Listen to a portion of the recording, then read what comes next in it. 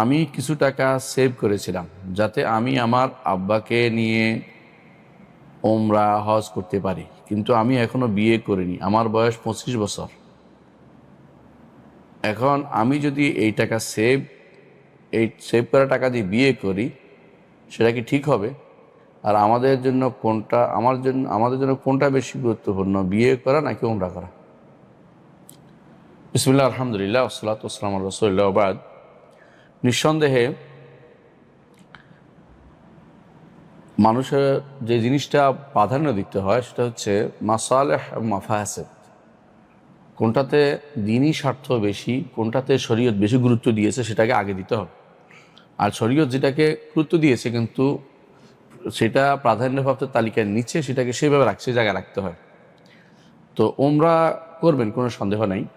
ওমরা বা বিয়ে করা দরকার যুবকদের, বিশেষ করে যুবকরা যদি মনে করে যে যার বেশি জৈবিক চাহিদা বেশি, যে কোনো সময় অন্যায় লিপ্ত হতে পারে, আর যেই টাকা তার কাছে আছে বিভিন্নভাবে জোগাড় করেছে, সেই টাকা সে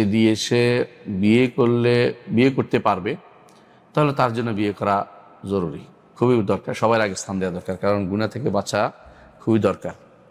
দ্বিতীয়ত, যদি কোনো সে মনে করে এই টাকা দিয়ে আমার বিয়ে সম্পন্ন হবে না, আর এই টাকা আমার, অথবা এই টাকা তার, সে বিবাহের জন্য এত বেশি মানে জৈবিক চাড়া এমন পর্যায়ে পৌঁছে নাই যে সে হারামে লিপ্ত হয়ে যাবে ইতিমধ্যে, তাহলে সে, যেহেতু সে বাবাকে নিয়ে উমরা করবে বলছে, এটা ভালো কাজ, যদি উমরা করতে পারে তাহলে উমরা করে আসবে।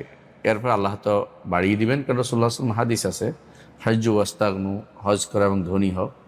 তো হজ করাটা অবশ্যই তার জন্য ভালো কাজ হবে, উমরা করাটা তার জন্য ভালো। আর উমরার বিষয়টা মূলত অন্যান্য কয়েক বিষয়, কোনো মাযহাবে এটাকে সুন্নাত বলা হয়েছে, কিন্তু হাম্বলি এবং বিশুদ্ধ মত যেটাকে আমরা দেখতে পাচ্ছি, এটাতে আসলে এটা ওয়াজিব পর্যায়ে একটা আমল।